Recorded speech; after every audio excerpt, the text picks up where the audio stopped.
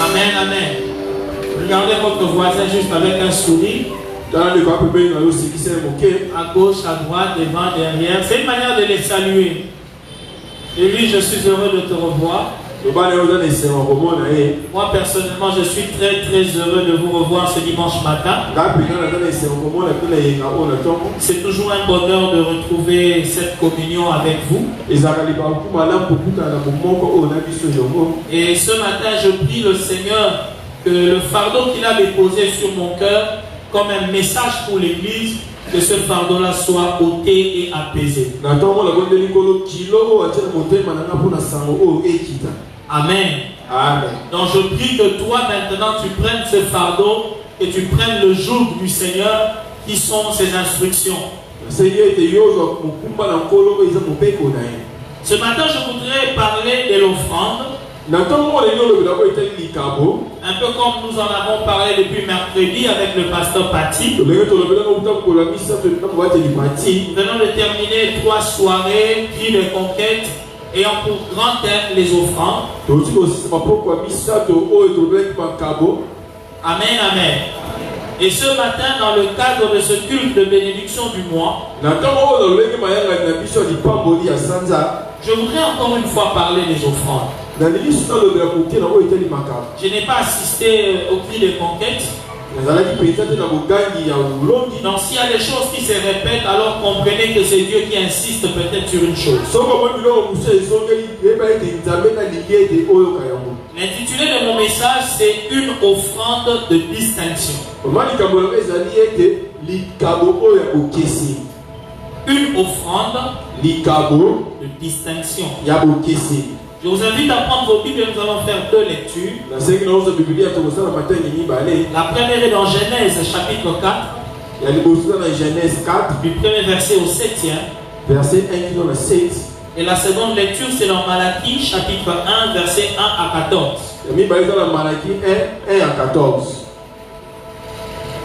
Ce sont des longues lectures donc je vais les faire uniquement en français et nous allons prêcher. Je m'en vais lire Genèse chapitre 4 au premier verset. Genèse 4 verset 1. Au nom de Jésus. Adam connut Ève sa femme, elle conçut et enfanta Caïn, et elle dit: j'ai formé un homme avec l'aide de l'Éternel. Elle enfanta encore son frère Abel. Abel fut berger et Caïn fut laboureur. Au bout de quelque temps, Caïn fit à l'Éternel une offrande des fruits de la terre. Abel de son côté en fit une des premiers-nés de son troupeau et de leur graisse. L'Éternel porta un regard favorable sur Abel et sur son offrande, mais il ne porta pas un regard favorable sur Caïn et sur son offrande. Caïn fut très irrité et son visage fut abattu. Et l'Éternel dit à Caïn: pourquoi es-tu irrité et pourquoi ton visage est-il abattu? Certainement, si tu agis bien, tu relèveras ton visage. Et si tu agis mal, le péché se couche à la porte et ses désirs se portent vers toi. Mais toi, domine sur lui. Malachie chapitre 1, je commence au premier verset. Oracle, parole de l'Éternel à Israël par Malachie. Je vous ai aimé, dit l'Éternel. Et vous dites: en quoi nous as-tu aimé? Ésaü n'est-il pas frère de Jacob? Dit l'Éternel. Cependant, j'ai aimé Jacob et j'ai eu de la haine pour Ésaü. J'ai fait de ses montagnes une solitude. J'ai livré son héritage au chacal du désert. Si Édom dit: nous sommes détruits, nous relèverons les ruines, ainsi parle l'Éternel des armées. Qu'ils bâtissent, je renverserai. Et on les appellera pays de la méchanceté, peuple contre lequel l'Éternel est irrité pour toujours. Vos yeux le verront, et vous direz: grand est l'Éternel, par-delà les frontières d'Israël. Un fils honore son père, et un serviteur son maître. Si je suis père, où est l'honneur qui m'est dû? Si je suis maître, où est la crainte qu'on a de moi? Dit l'Éternel des armées. À vous, sacrificateurs, qui méprisez mon nom, et qui dites: en quoi avons-nous méprisé ton nom? vous offrez sur mon autel des aliments impurs et vous dites, en quoi t'avons-nous profané? C'est en disant, la table de l'Éternel est méprisable. Quand vous offrez en sacrifice une bête aveugle, n'est-ce pas mal? Quand vous en offrez une boiteuse ou infirme, n'est-ce pas mal? Offre-la donc à ton gouverneur. Te recevra-t-il bien? Te fera-t-il bon accueil? Dit l'Éternel des armées. Priez Dieu maintenant pour qu'il ait pitié de nous. C'est de vous que cela vient. Vous recevra-t-il favorablement? Dit l'Éternel des armées. Lequel de vous fermera les portes pour que vous n'allumiez pas en vain le feu sur mon autel? Je ne prends aucun plaisir en vous, dit l'Éternel des armées, et les offrandes de votre main ne me sont point agréables.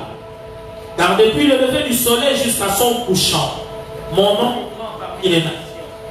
Et en tout lieu, on brûle de l'encens en honneur de mon nom, et l'on présente des offrandes pures. Car grand est mon nom parmi les nations, dit l'Éternel des armées. Mais vous, vous le profanez en disant la table de l'Éternel est souillée et ce qu'elle rapporte est un aliment méprisable. Vous dites, quelle fatigue! Et vous ne dédaignez, dit l'Éternel des armées. Et cependant, vous amenez ce qui est dérobé, boiteux ou infirme, et ce sont les offrandes que vous faites. Puis-je les agréer de vos mains, dit l'Éternel. Maudit soit le trompeur qui a dans son troupeau un mâle et qui voue et sacrifie au Seigneur une bête chétive. Car je suis un grand roi, dit l'Éternel des armées, et mon nom est redoutable parmi les nations. Parole de l'Éternel. Amen. Veuillez vous asseoir s'il vous plaît. Une offrande de distinction. La distinction, c'est l'action de distinguer. Ou encore de reconnaître que quelqu'un ou quelque chose est différent des autres. Lorsqu'on parle de la distinction, c'est en fait une marque d'honneur. C'est une marque d'honneur que l'on attribue à quelqu'un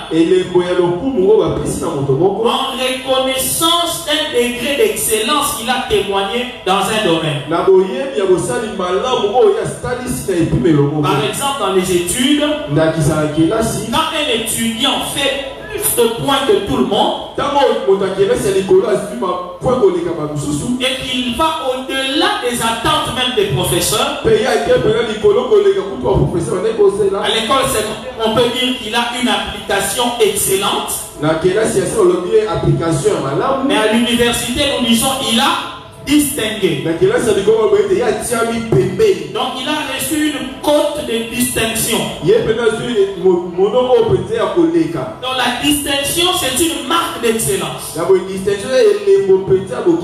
La distinction c'est une exception. C'est lorsque quelqu'un il ne s'aligne pas sur la même rangée que tout le monde. La distinction c'est le fait de se démarquer. Et lorsque je parle d'une offrande de distinction, donc c'est une offrande exceptionnelle. Une offrande qui te fait démarquer par rapport à tout le monde. Tout le monde peut offrir à Dieu, mais toi tu peux faire une offrande de distinction. Une offrande d'exception. Alléluia. Vous savez, chaque premier culte du mois, d'ordinaire dans cette église, nous venons faire deux choses. Nous venons pour la bénédiction du mois. Et nous venons aussi apporter une offrande qu'on appelle sacrifice de faveur. Tous ceux qui sont de la perle connaissent cela. Alors je voudrais vraiment que tu comprennes ce que le Saint-Esprit m'a dit cette nuit par rapport à ce que nous faisons chaque premier dimanche du mois.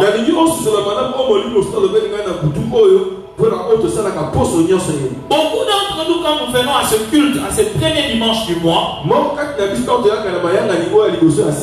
venons certainement rechercher chercher la bénédiction. Il y a souvent plusieurs C'est qu'il y a une très bonne chose. Mais beaucoup négligent l'aspect maintenant de l'offrande, l'aspect du sacrifice. Et je suis presque sûr que même ce matin, tous nous sommes là et nous voulons la bénédiction pour ce mois de février. Et je suis aussi convaincu que beaucoup ne se sont pas préparés par rapport à l'offrande. Écoutez ce que le Saint-Esprit m'a fait comprendre cette nuit. Dieu m'a dit beaucoup de chrétiens sont comme des Ésaü.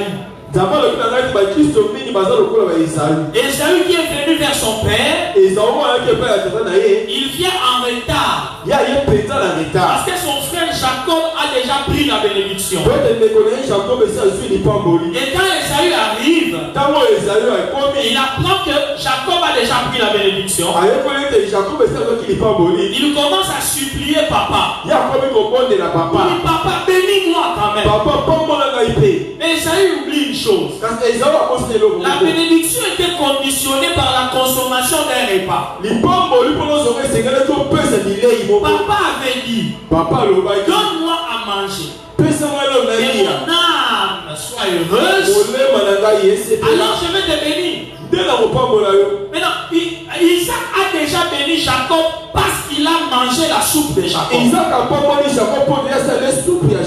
Et Esaü ne devait pas demander à papa, bénis-moi. Sa première préoccupation aurait été, papa, mange aussi mon repas. S'il avait commencé par dire, papa, mange aussi mon repas. Papa, est-ce que tu n'as plus de place dans ton ventre pour mettre un peu de ma viande aussi? Parce qu'avant que papa ne bénisse, il devait manger. Et lui, il réclamait que papa le bénisse quand même, pendant que papa n'a même pas encore mangé sa soupe. Et Dieu m'a dit, c'est ça beaucoup de chrétiens. Ils viennent toujours réclamer la bénédiction. Seigneur, bénis-moi. Seigneur, bénis-moi. Mais l'offrande que je demande, ils n'y prêtent pas attention. Esaü a pleuré toutes les larmes de son corps, réclamant la bénédiction à qui-tête.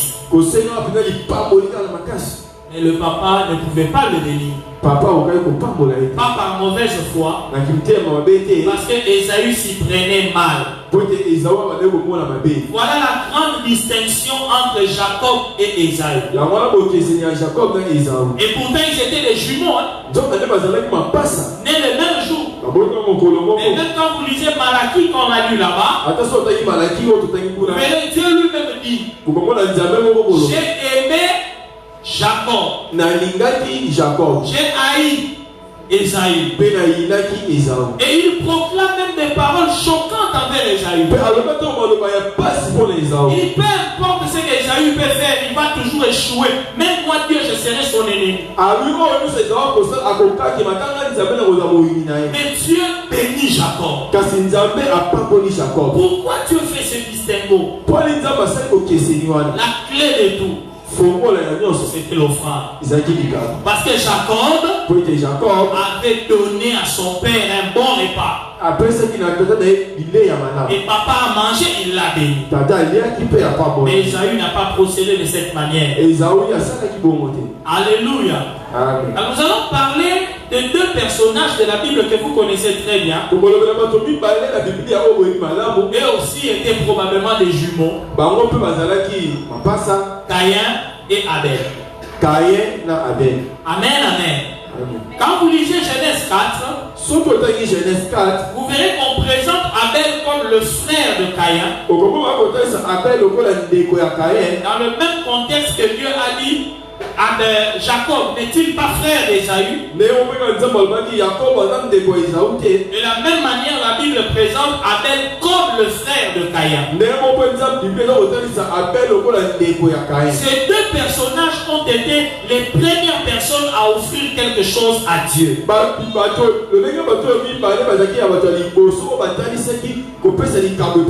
Dans toute l'histoire de la Bible, c'est ces deux jeunes hommes qui ont pris l'initiative de donner quelque chose à Dieu.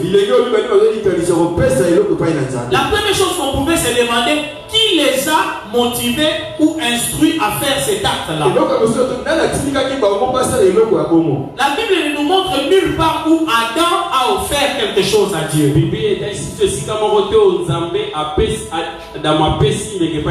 On n'a pas vu Ève faire une offrande à Dieu.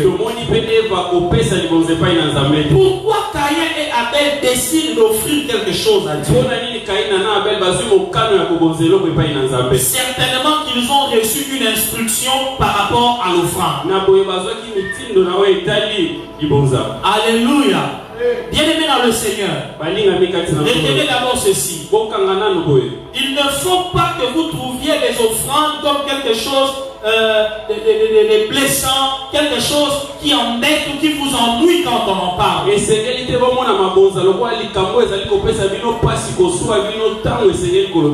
L'offrande est une instruction divine. C'est une sagesse d'en haut. L'offrande, c'est la carte de visite pour accéder au trône de Dieu. Est-ce que je peux répéter ça? Lorsqu'Adam et Ève ont péché dans le jardin d'Éden, Dieu les a chassés de sa présence. Le jardin d'Éden, ce n'était que la présence de Dieu, la face de Dieu. Quand ils ont péché, Dieu les chasse de sa présence. Il met un chérubin à la porte du jardin comme un protocole pour dire personne n'entre ici. Adam et Ève avaient eu l'opportunité de comparer au moins une fois devant la présence de Dieu.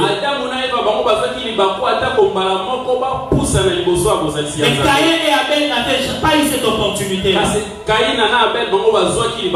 Eux aussi désiraient comparaître devant la face de Dieu. Quand papa et maman leur parlaient de Dieu, pour eux c'était comme une histoire, un mythe. Eux-mêmes voulaient aussi expérimenter la face de Dieu.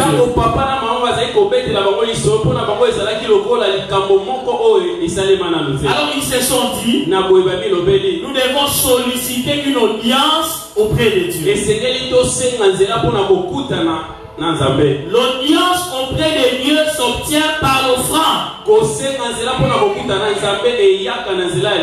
Je voudrais qu'un chrétien garde ça en tête.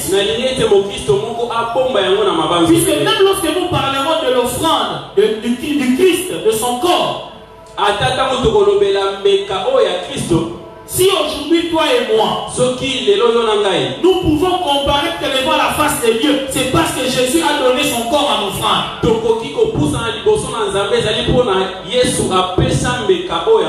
C'est l'offrande qui est la carte d'accès devant la présence de Dieu. C'est la carte de visite qui nous donne une audience auprès de Dieu. Dans Malachie 1 au verset 9, nous venons de le lire. Dieu pose la question. Il dit, est-ce que je vous recevrai favorablement?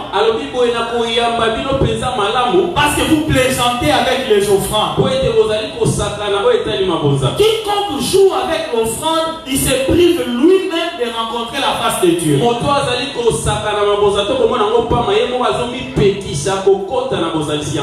Alléluia. Amen. Voilà pourquoi la Bible dit, l'Éternel porta un regard favorable sur Abel et sur son offrande.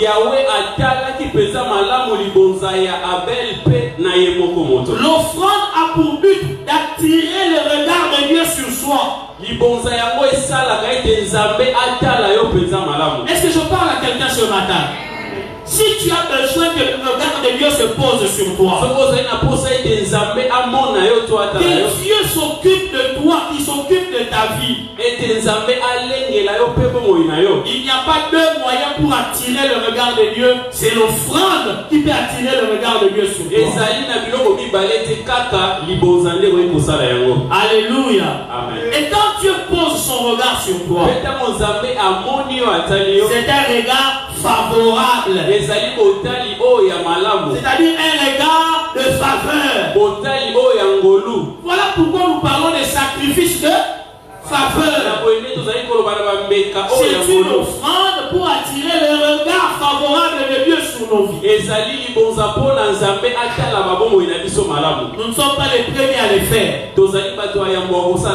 Caïn et Abel ont fait exactement la même chose. Maintenant, il y a une chose que vous devez retenir. Le plus important dans le domaine de l'offrande, ce n'est pas d'offrir, mais c'est plutôt d'être agréé par Dieu. Tout le monde peut offrir, mais toute offrande n'est pas agréable à Dieu. Caïn a offert, mais la Bible est claire. Dieu n'a pas porté un regard favorable sur Caïn. Et ça doit nous interpeller. Le fait d'apporter ton offrande, ton sacrifice de faveur, ne signifie pas que Dieu portera forcément son regard sur toi.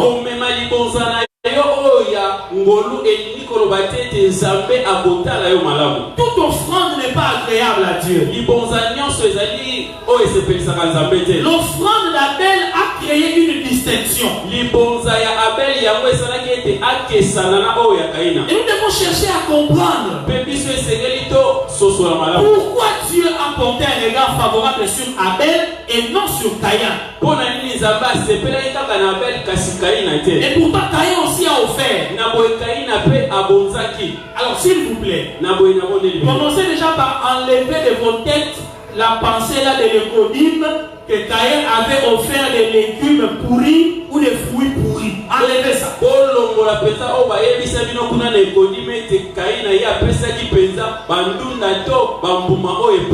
Nous venons de le lire dans Genèse 4, on n'en parle nulle part. Alléluia. Amen. On n'a pas dit que Caïn a donné des fruits pourris. Pas du tout. Il était l'amoureux.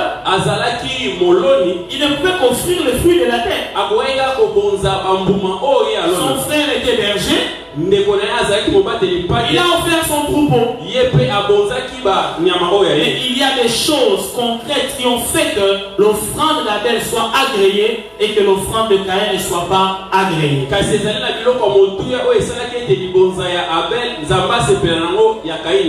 Alors nous allons essayer un peu de voir quelques caractéristiques de cette offrande-là de distinction. Premièrement, une offrande de distinction doit se faire par révélation et non par imitation. Une offrande de distinction, elle se fait par révélation et non par imitation. Dans cette histoire, Caïn, il est le frère aîné. C'est lui qui a pris la première initiative d'offrir. Et il offre à Dieu le fruit de la terre. Abel pouvait se dire, je vais faire comme Yaya. Je vais suivre l'exemple de Yaya. Moi aussi je vais offrir des fruits. La Bible dit, Abel de son côté, je souligne, la Bible a bien dit, de son côté, il a offert le premier de son troupeau. Quand vous regardez la nature de l'offrande d'Abel, elle est tellement différente de ce que Caïn a offert. Abel n'a pas seulement donné des animaux de son troupeau. La Bible précise offert des premiers-nés de son troupeau. Est-ce que je parle à quelqu'un ce matin? Amen. Qui avait dit à Abel? Il n'est pas offrir n'importe quel animal, seulement les premiers-nés. Qui avait dit à Abel? Il n'est pas offrir des fruits, mais d'offrir le sang. Bien aimé dans le Seigneur, la Bible nous dit, c'est par la foi que Abel a offert à Dieu une offrande plus excellente que celle de Caïn.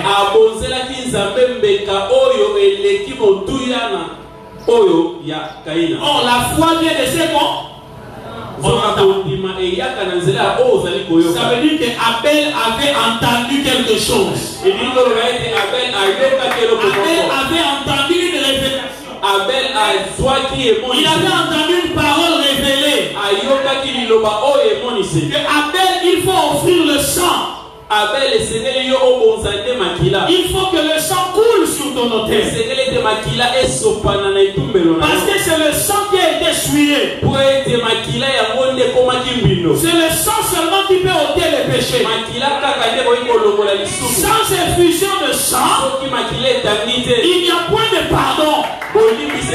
Si tu veux entrer dans la présence de Dieu, il faut que le sang ôte d'abord ton péché. Et ça veut dire ça seulement des premiers-nés. Abel avait déjà cette révélation. Il y a un premier-né qui viendra plus tard. Un agneau premier-né qui viendra verser son sang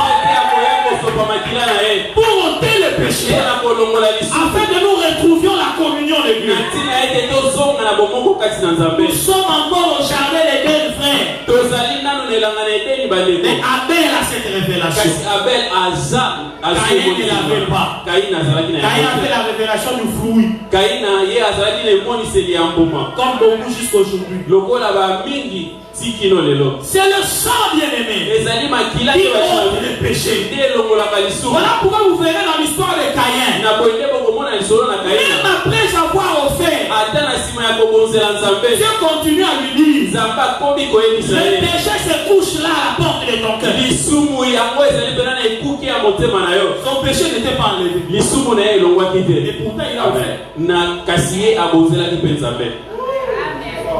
Il n'y a que le sang qui ôte le péché.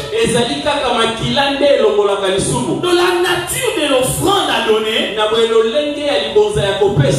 venir par révélation. Sinon tu n'auras pas la solution à ton problème. Je vais être concret. Tu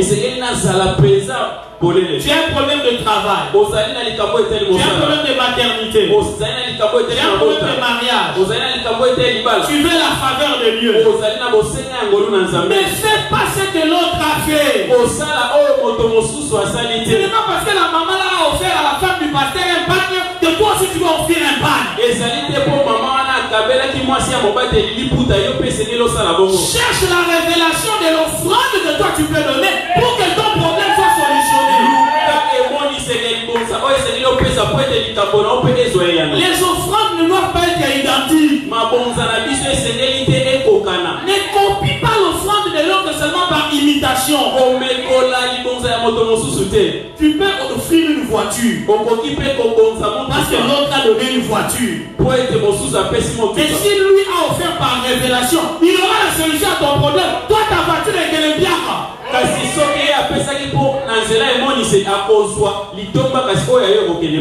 pas $1000 qui impressionne Dieu. Non, c'est la révélation que tu as reçue pour donner $1000. Si tu le fais par révélation, Dieu va agréer. Mais si tu le fais par imitation, par habitude, ça ne produira aucun effet.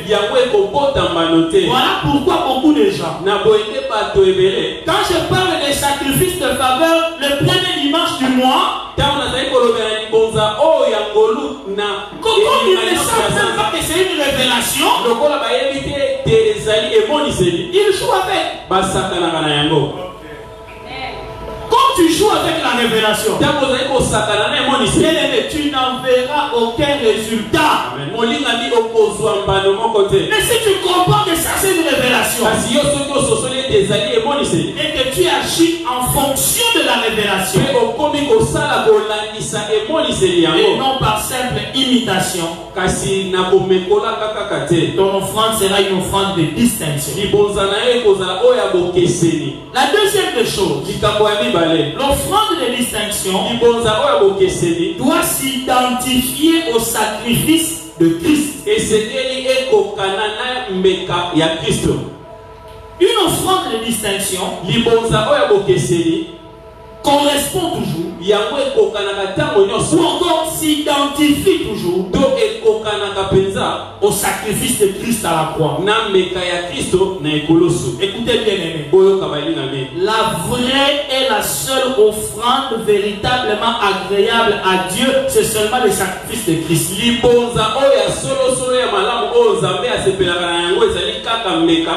Il n'y a aucune offrande qui atteindra un jour la valeur du sacrifice de Christ.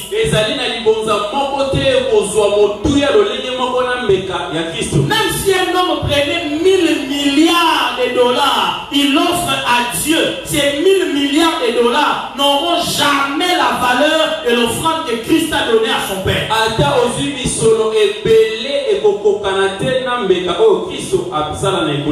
Et beaucoup de gens profitent de ça pour dire, voilà, comme Jésus a déjà donné la meilleure de toutes les offrandes, on n'a plus d'offrande à donner.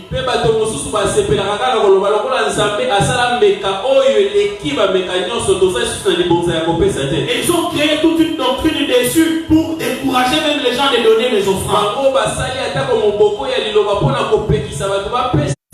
Mais c'est une erreur. Christ a dit, je ne suis pas venu abolir, je suis venu accomplir. Quand Jésus a donné la meilleure offrande, ce n'est pas pour abolir les offrandes, mais nous révéler le mystère caché de l'offrande.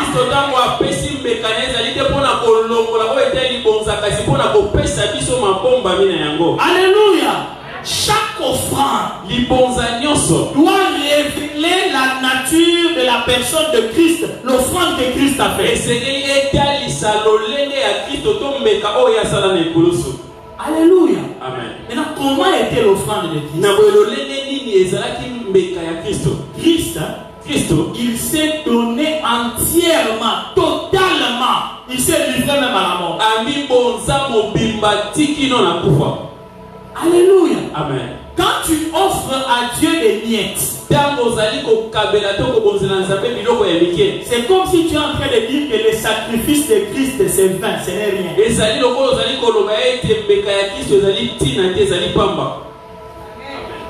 Est-ce que quelqu'un me capte dans ce que j'ai dit? Amen. Non, il y en a qui va dire waouh. Je descends un peu. Toute offrande que tu apportes à Dieu, tu dois apporter cette offrande comme si c'était Jésus qui vient s'offrir à son Père.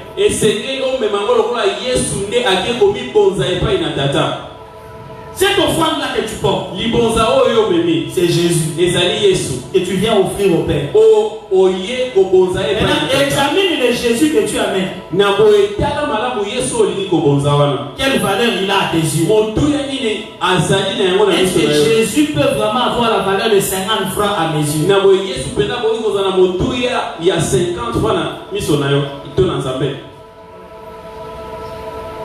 Amen. Ça fait réfléchir, hein? Une offrande que Dieu doit agréer doit correspondre au sacrifice de Christ. C'est ce que Abel a fait. Christ est le premier-né. Il prend aussi le premier-né de son troupeau. Nous ne sommes pas des éleveurs ici à Kinshasa. Pour comprendre la valeur des premiers-nés d'un troupeau,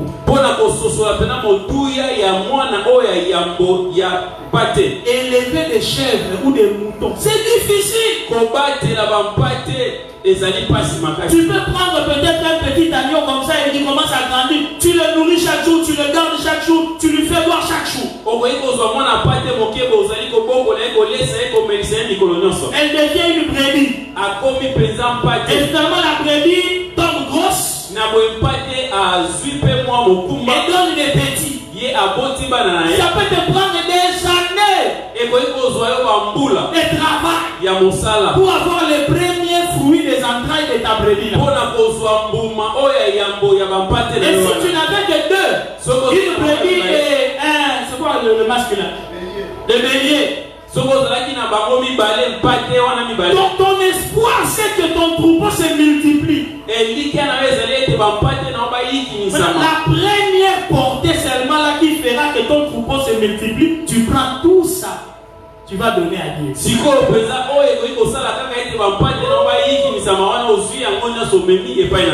Vous pensez que c'était facile pour Abel? Non. Pour Caïn, c'était facile. Il n'a pas pris tous les fruits de son jardin. Il a pris juste quelques fruits à trier. Une pomme, une orange, un avocat, un papier, et il met là. Une papaye, il met là. Le reste de sa récolte de fruits, c'est à lui. Mais Abel, quand il donne les premiers nés, il reste avec son troupeau qu'il avait à l'origine. Il n'a rien gagné. Mais tout le travail qu'il a fait pendant beaucoup d'années, il sacrifie tout pour Dieu. Lui reste comme s'il n'avait pas travaillé.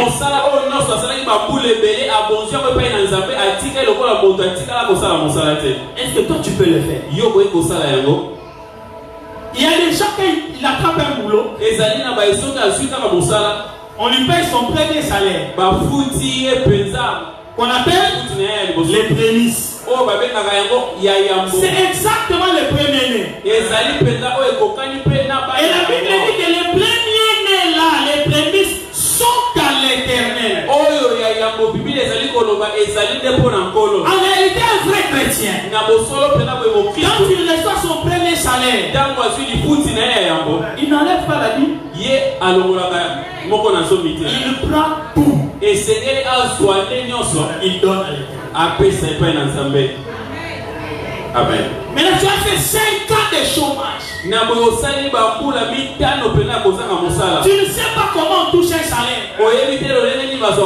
Le tout premier salaire que tu touches dans toute ta vie, c'est celui-là. Même dans ta famille, tout le monde attend ça. Toi-même aussi, tu n'as même pas de vêtements encore pour aller vraiment dans ce travail-là. Je dis déjà mon premier salaire, il faut que je porte des vêtements. J'achète des vêtements qui correspondent au travail que j'ai attrapé.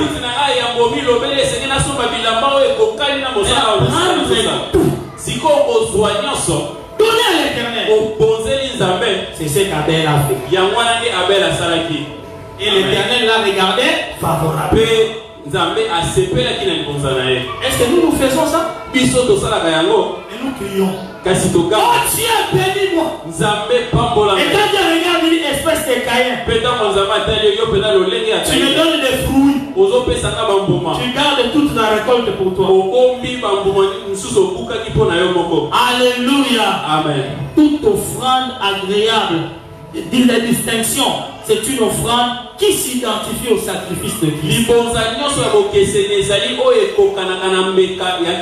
Troisième chose à retenir, une offrande de distinction, c'est doit être une offrande prophétique. Dites avec moi prophétique. Quand j'ai mis une offrande prophétique, quelqu'un peut penser que c'est juste de l'impressionnisme ou de l'exagération.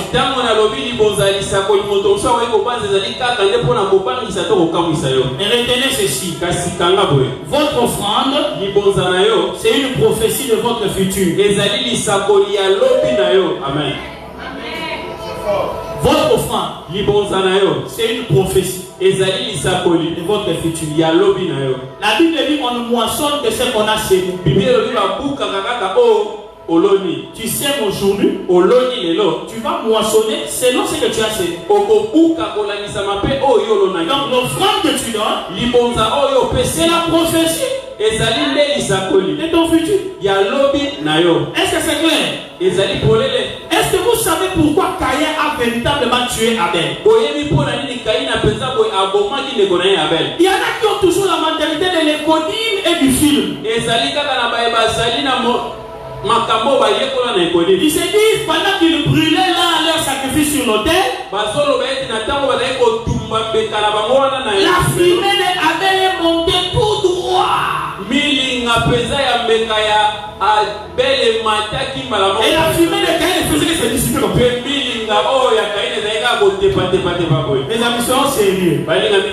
S'il y avait du vent ces jours-là, et la fumée de Caïn, et la fumée d'Abel, toutes les fumées allaient faire ça. Ça n'a rien à voir avec la fumée. Mais le sacrifice d'Abel parlait. Abel communiquait un message prophétique par la nature de son offrande. C'est Caïn qui était premier-né. Pourquoi ce n'est pas Caïn qui offre les premiers-nés par rapport à qui il est, mais c'est le second-né qui offre les premiers-nés.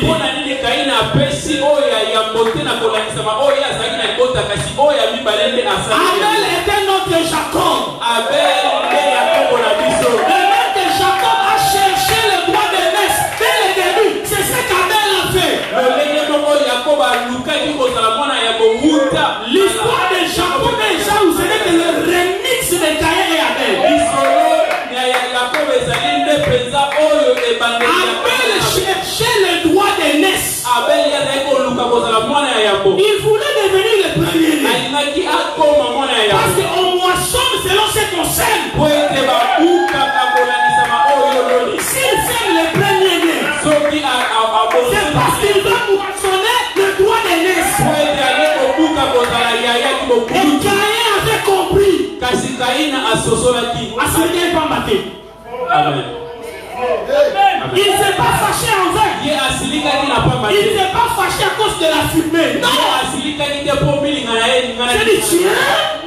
ce petit, il veut prendre ma place. Et en plus, Dieu l'a exaucé. Il doit mourir. Je dois le tuer. Amen. Mais quand toi tu offres, est-ce que ton offrande peut montrer aux gens qu'est-ce que tu cherches? Est-ce que ton offrande prédit ton futur? Écoute-moi.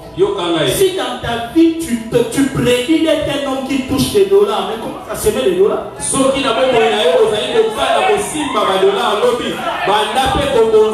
tu veux récolter les dollars dans ta vie? Tu ne sèmes jamais les dollars.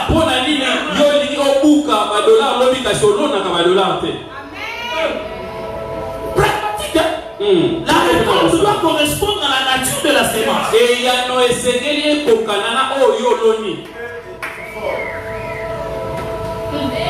Toute offrande de distinction doit être prophétique. Amen. Je prie Dieu que tu changes ta mentalité d'offrir. Tu dois développer l'intelligence de l'offrande. La prophétie est toujours liée à la stratégie.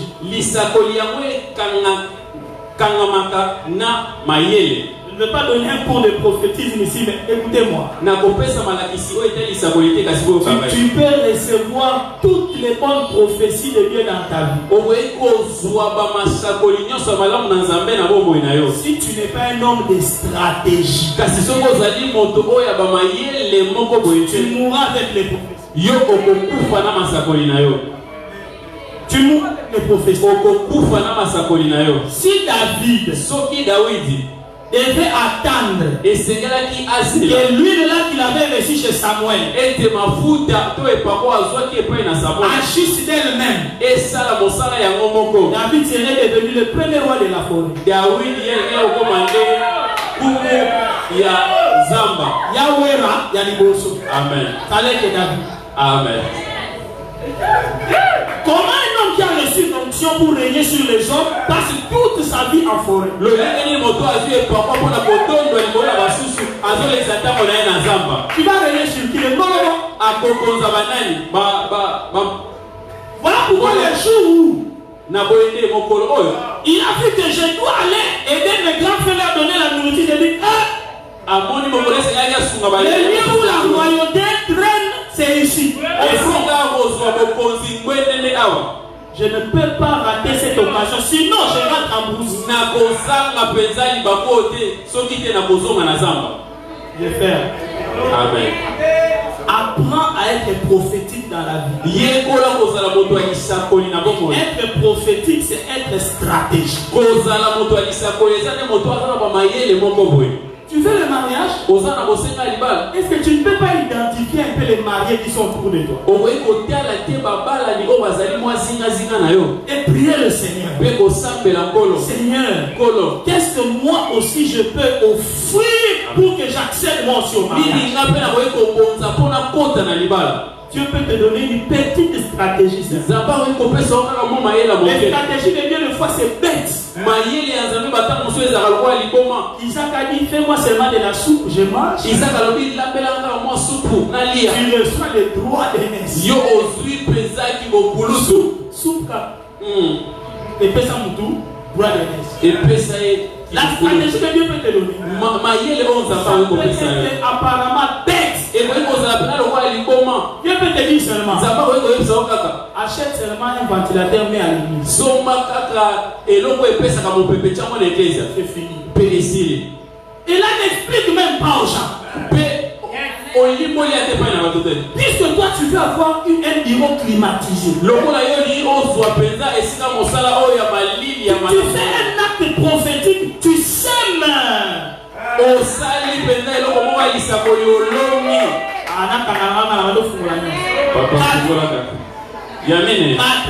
Ceux qui ont compris, encore.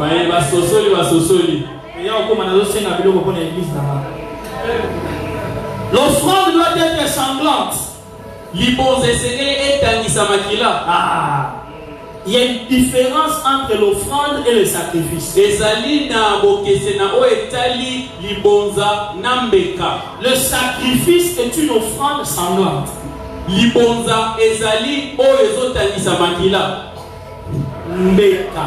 Mbeka ezali libonza offrande c'est libonza. Mbeka c'est sacrifice. Amen. Ça va? Maintenant beaucoup de chrétiens ne donnent que les libonza. Amen. Ils ne donnent que les offrandes. Ils ne donnent pas de sacrifices. Regardez la différence entre Caïn et Abel. Caïn a fait une offrande. Mais Abel a fait sacrifice. C'est toute la différence. Une offrande qui fait couler le sang. C'est une offrande qui représente la vie de quelqu'un. L'offrande de distinction représente ta propre vie sacrifiée. L'offrande, c'est votre vie en sacrifice. Christ a offert sa vie en sacrifice. La Bible nous demande d'offrir aussi même nos corps en sacrifice. Sauf que nous, la Bible dit, nous sommes des sacrifices vivants. Tu te tues, mais tu restes vivant. Il est plus facile d'être un sacrifice mort que d'être un sacrifice vivant.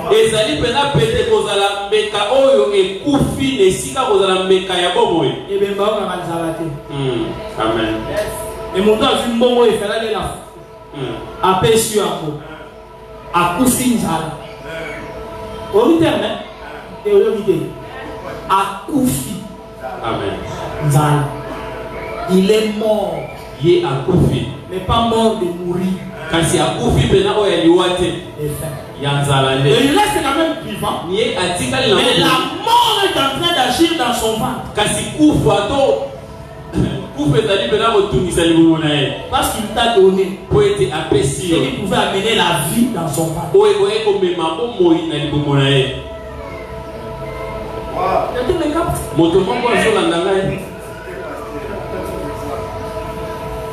Quand tu offres à Dieu, n'offre pas à Dieu quelque chose qui ne t'écoute rien.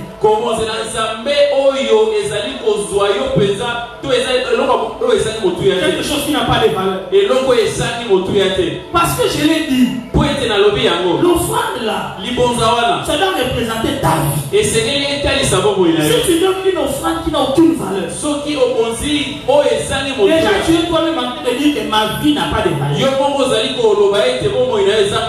Voilà la valeur de ma vie. Voilà pourquoi je donne ça. Donc tu donnes à Dieu ce qui correspond à la valeur de ta vie. Ça n'a aucune valeur. Et ça ne t'écoute rien. C'est ton superflu. C'est des miettes. Ah, bien aimé. Il faut que ton offrande soit sanglante. Il faut que ton offrande, après l'avoir donnée, que tu meurs. Abel est mort après son offrande. Jésus est mort après son offrande. La femme tsunamite a dit à Élie, il ne nous reste qu'une petite farine comme ça, un peu d'huile. Moi et mon fils, on va manger. Après quoi nous mourrons. Élie a dit, je ne vais même pas vous donner le temps de sursis, je vais vous tuer maintenant. Vous me donnez d'abord, moi je mange.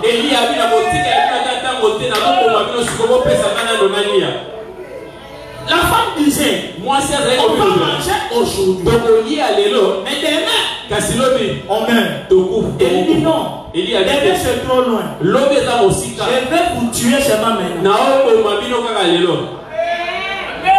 Donne. Donc quand tu donnes, tu attires ta mort immédiate. L'arbre va permettre de tenir moi une semaine. On compte dans 11 ans de sport. Aujourd'hui, tout dans mon fils, une semaine. Au Koufi. Amen. Quelqu'un me comprend? Est-ce que tu comprends que tu n'as encore jamais offert? Il faut offrir et après avoir offert, tu meurs. Et c'est tes poches meurent. Ton compte meurt. La femme a dit après on meurt. Mais quand Élie a mangé, il lui a dit la farine là dans ta maison, ça ne diminuera pas. Lui ne finira pas jusqu'à ce que l'Éternel fera tomber la pluie. Provision illimitée. Amen. Provision illimitée. Parce qu'elle a offert. Mais quelque chose qui lui a fait mal. Est-ce que tu peux offrir ta dernière provision financière à Dieu? Ta dernière économie. Tu sais que c'est tout ce qui me reste. Et souvent les gens savent qu'ils font c'est quoi? Quand ils voient qu'il lui reste seulement $100, alors ils ne donnent plus rien à Dieu. Quelle erreur! J'illustre ça. Il te reste un sacom de masango en graine. Tu as le choix. Tu fais moudre ça. Tu manges ce jour-là. Et demain tu meurs. Ou alors tu peux prendre les risques de prendre ces graines-là, d'aller jeter ça dans un champ et d'espérer. Quand ça va produire, j'aurai un sac de maïs. Maintenant tu vas semer où? Tu sèmes dans un endroit où en une seule nuit un arbre peut pousser et produire des fruits.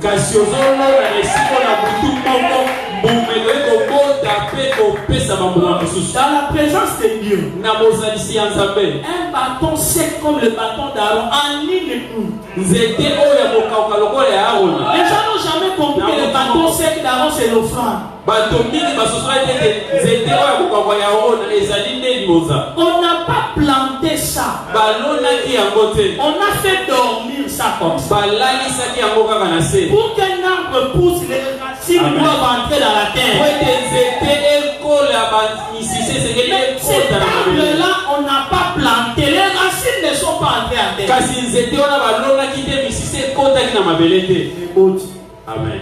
en une minute. na butu moko Et les feuilles, mpe na makasa et les fruits, mpe na bambuma tout a germé en une minute. nyonso ebimi na butu moko Ça, kaka. le mystère de l'offrande. yango wana nde libombami ya libonza. Quand tu sais dans la présence de Dieu, ntango ozali kolona na bozalisi ya Nzambe. l'homme ne peut pas combattre au bout. Amen. Mais ça doit être une offrande comment? Semblante. kasi esengeli ezala libonza oyo ezotangisa makila. Est-ce que tu peux donner à Dieu ton dernier dollar? okoki kopesa Nzambe dollar na yo oyo asuka Dans les raisonnements naturels. na. Moi j'ai fait les mathématiques, hein, je suis cartésien. Amen. Si je mets ma partie cartésienne scientifique, tu me dis, prends ton dernier dollar là, donne à l'église, Dieu te bénira. La mathématique me dira, ce n'est pas logique. mayele ya kelasi koboya makasi. Ça n'a pas de sens. yango pene ezali na ntina na Maintenant la nzela te. Bible dit, hein, rends ton intelligence stérile. na boye bible elobi yo mpenza mayele na yo esala ata mosala te. Offre-tu. ozela Nzambe. Cinquième chose, likambo ya une mitano, offrande de distinction doit respecter la grandeur de Dieu. libonza oyo bokeseni esengeli etosa monene ya Nzambe. La grandeur du Dieu qui doit recevoir cette offrande. monene ya Nzambe oyo esengeli azwa libonza wana. Sinon alors il ne peut pas agréer cela. soki te akoki mpe kosepela na yango te. On n'offre pas à n'importe qui. ba ozobonzela moto nyonso te. Dans Malachie, là-bas, Dieu dit, l'offrande là que vous m'apportez, donne ça d'abord un peu à ton gouverneur, on va voir si lui va bien t'accueillir. na Malachi balobi libonza wana memela ngona nukuna mokambi ya engumba na yo tala soki ya kosepela na yango. Dieu dit, je suis un grand roi. nzambe alobi nazali kumu monene. Comment tu m'apportes des miettes, des choses qui ne me disent rien? lolenge nini ozomemela biloko mike oyo Essaye d'abord d'apporter ça à Yandre Kimbuta. Ou à Gobila. memela ngona no gentini. S'il accepte ça, soki andimi yango alors apporte-le bon. na boye memela nga mpe.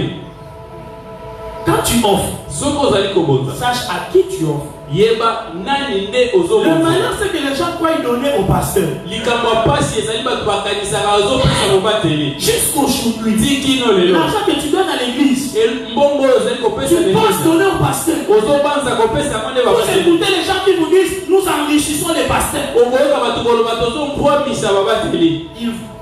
bazokosa bino On ne donne pas au pasteur. bapesaka babateli. Même la dîme, ata moko na ce n'est pas l'argent du pasteur. ezali mbongo ya mobateli te. Est-ce que vous m'entendez la paix? ozoyokanga na pela La dîme, ce n'est pas l'argent du pasteur. azoma ezali mbongo ya mobateli Dieu a te. dit, nzambe alobi apportez à la maison du trésor toutes les dîmes et les offrandes. C'est à lui. bomema na ndako na Nzambe bamoko na zomi mpe mabonza nyonso. Il a dit, toutes les dîmes de la terre m'appartiennent. alobi bamoko na zomi nyonso oyo Ça n'appartient pas au pasteur. ezali ya babateli te. Le pasteur gère l'argent de Dieu. mobateli ye abatelaka mpe kaka mbongo na Il Nzambe. en utilise pour ses besoins parce qu'il en a. asalelaka mpe mpona babosenga na ye mosusu mpo Mais c'est l'argent de Dieu. Il ne répondra devant Dieu de cet argent-là. kasi ezali mbongo ya Nzambe liboso na Nzambe ye moko nde esengeli asamba mpona Pourquoi ne yango. donne pas au pasteur? Donne à Dieu. yo kopesa mobateli te pesa nde Nzambe. Ne va même pas chercher qu'est-ce que le pasteur va en faire. Je m'en fous. Moi, j'ai donné à Dieu. koluka koyeba te mobateli akosala nango nini ngana yo pesa nde epai na Nzambe. Toi, tu as ton problème avec Dieu. Donne. Le pasteur, il a son problème avec Dieu. Il va justifier. yo oza na likambo na Nzambe pesa mobateli mpe likambo na Nzambe ye moko ayebi ndenge nini akosamba. Mais respectons Dieu. kasi totosa Nzambe. Quand nous lui donnons, montrons à ce Dieu-là que nous avons du respect envers toi. ntango tozali kopesa Nzambe wana totalisa ete tozali na limemi ya liboso na ye. L'attitude de Caïn et même le langage de Caïn devant Dieu, ça prouvait déjà que cet homme-là ne respectait pas Dieu. lolenge ya Kaina ata mpe ko maloba na ye liboso na Nzambe ezali kotalisa ete azali na limemi Où est liboso mon na frère ye. Abel? ndeko na Abel aza wapi? Suis-je le gardien de mon frère? nga nde mobateli ya ndeko na ngai. Akateli nzambe ki hébreu. Après, moi, je vais théâtre, je vais au tout que soit 4 tout y a 4 dans la zone de Némona, ça va pas. Au Tchad, il y a des sentinelles. Zambe. Amen. Mutaso de la bonne Zambe. Abandonné. Namata yo atali au sol de Jamboka au Sala au début. Kaya Salamo de Baza au Tchad, la sentinelle. La évité. Où est ton fait? Je ne sais pas. Suis-je son gardien? Et un homme comme ça va bien au fil à lui. Déjà, il ne les respecte. Or, avec nos offrandes là médiocres, nous ne respectons pas Dieu. Parce que regardez ce que ces gens font. Papa Bokilo est un dame. A ressemble à Papa Bokilo, 3 coins. A Bokilo a mis 3 coins. Pour un Bokilo, dans la nègre, maman Zolenga, Kakamolibala, la naïe, Papa Bokilo. Papa Bokilo, on a moins 20 dans la poche. Il y a transport, hein. Après, si papa, c'est quoi le papa Zambé? Attends, bon, on va citer. Alors, un enfant. Nous donnons à nos amis facilement, Master va donner aussi $20 au PSU. $50, tu donnes aux membres de ta famille. Mais tu n'as jamais fait ça pour Dieu. Jamais. Est-ce que tu trouves ça normal? Comment tu donnes à un être humain plus que tu le donnes à Dieu? Ça n'a aucun sens. Même ton petit garçon là de 5 ans, si tu lui donnes 200 francs, mon cœur, il refuse. Mais tu donnes ça à Dieu. Comme pour dire à Dieu, tu es moins que mon petit garçon de 3 ans.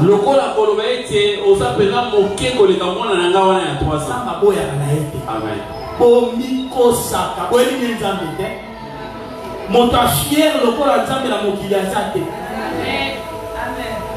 Il a refusé l'offrande de Caïn ici.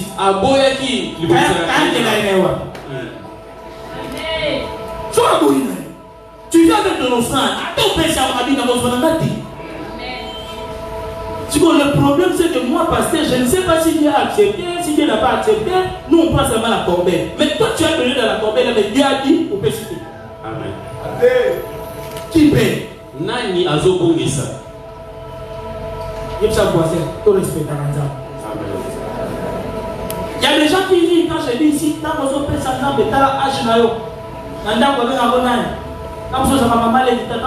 tu ris quand je dis ça.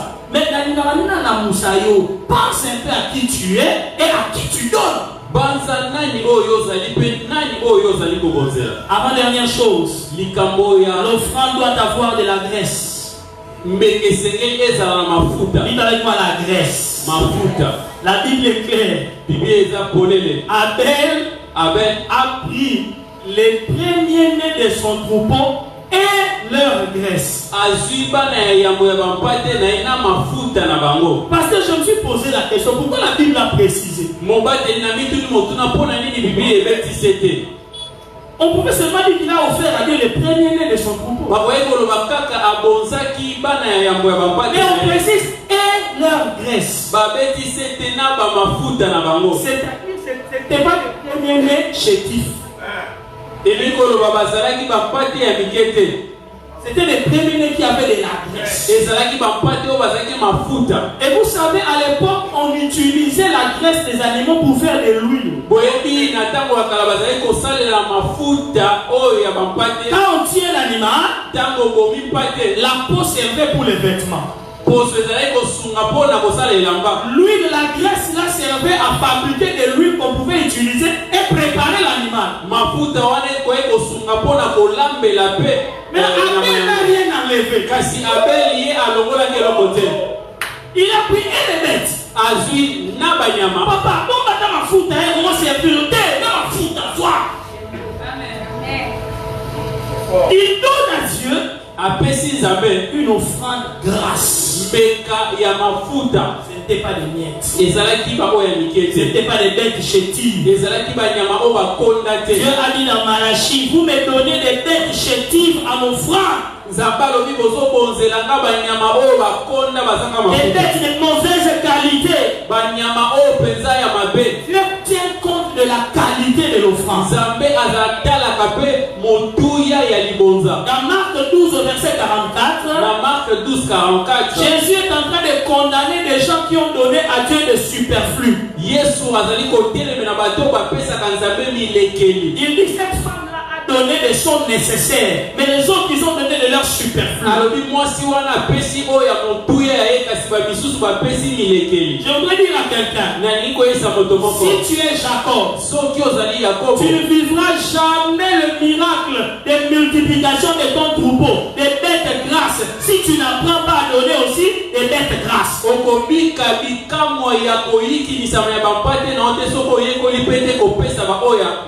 Jacob a vécu un miracle où les bêtes chétives étaient pour Laban et lui n'avait que les bêtes grasses.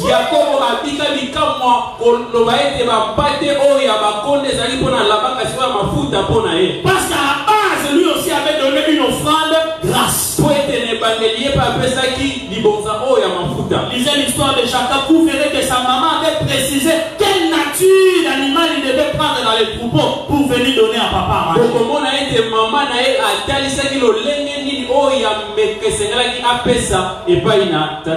Ton offrande ne sera une offrande de distinction que si tu apprends à donner des offrandes grasses.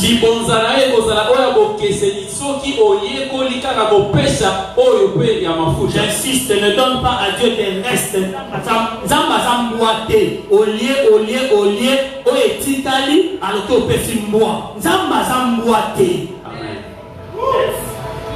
Dieu, on le respecte.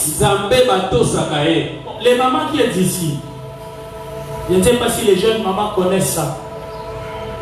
La tradition la mission africaine, c'est que maman s'il ici pour l'âme. Sanya liboso maman ko servir les akasanya papa. Maman boyeto boyete. Okoto kana ngilo ko tena sanya papa. Bombi bimuko ya papa après okabole liba. Vrai ou faux? Nous faisons ça pour nos maris à la maison. Est-ce que tu fais ça pour l'offrande de Dieu? Est-ce que tu fais ça pour la dîme de Dieu? Et quand l'argent vient, ton souci d'abord la part de Dieu. Si tu ne fais pas ça, tu manques de respect à Dieu. Et donne à Dieu une bonne part, une part grasse. Je termine en disant ceci. Une offrande de distinction doit toujours s'accompagner des bons sentiments. Les sentiments qui vous animent avant de donner l'offrande. Pendant que vous donnez l'offrande et après que vous donnez l'offrande, il faut avoir des bons sentiments dans son cœur. Parce que Dieu est un Dieu qui sonde les reins et les cœurs. La Bible dit il a agréé d'abord Abel et son offrande. Avant que Dieu ne prenne ton offrande, il te regarde toi-même. Oui, tu as donné. Mais avec quel sentiment dans le cœur? Regardez Caïn. Il vient d'offrir. Mais Dieu lui dit les péchés se couchent là à la porte. Écoutez les questions que Dieu lui pose. Pourquoi es-tu irrité? Pourquoi tu es abattu? Comment quelqu'un qui vient d'offrir à Dieu et puis il est en colère? Quelqu'un vient d'offrir à Dieu, après il regarde,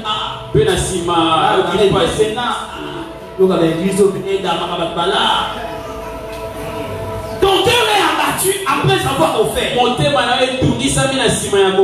Mon ami, tu as tout perdu. La Bible dit Dieu aime celui qui donne avec joie. Quand tu offres à Dieu, vérifie bien dans ton cœur là-bas. Quel est le sentiment qui est dans le cœur? Dans Malachie, là-bas, Dieu dit aux enfants d'Israël, vous êtes en train de m'offrir en disant, ah, quelle fatigue. Na Malachie kuna Biblia roho ozokonzela nga koloba ete olembu nini oyo. Quelle fatigue ko pesa kata kama konza l'équipe. Appelle les femmes et l'équipe. Quelle fatigue. C'est ça qu'il a dit dans Malachie. Donc très souvent les chrétiens, c'est ça que nous faisons. Quand tu fais ça, même si tu avais donné $1000, tout est parti. Tu ne gagnes rien. Parce que ton offrande n'est pas faite avec joie. Il ne faut pas donner à Dieu avec un sentiment de regret. Il faut le faire avec de bons sentiments. Est-ce qu'on peut acclamer le Seigneur?